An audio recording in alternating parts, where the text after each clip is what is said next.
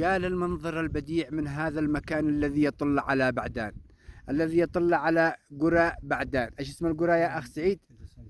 بيت الصايدين. ما يعني في غاية يعني السحر والعجيب.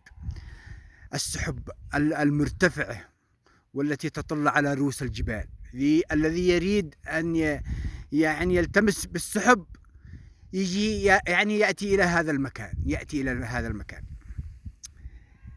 سبحان الخالق البديع. أي رسامين، أي ريشة يعني محترفين بهذا العالم، كمثل يعني ايش اقول لك، تصميم الخالق وابعاد الخالق يعني بلمساتها الجوهريه وابعادها الملتمسه، ليس كالابعاد الثلاثيه يعني. وتصميم الانسان لا يستطيع الانسان عمل هذا، انه عمل الخالق الكريم.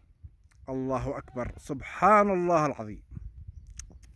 اقسم بالله الذي يعني يريد ان يبتدأ ايام عمره ياتي الى هذا المكان، ياتي الى هذا المكان فلينظر بأم عينيه بعدسات عينه التي خلقها الله، ليست يعني كأي عدسات.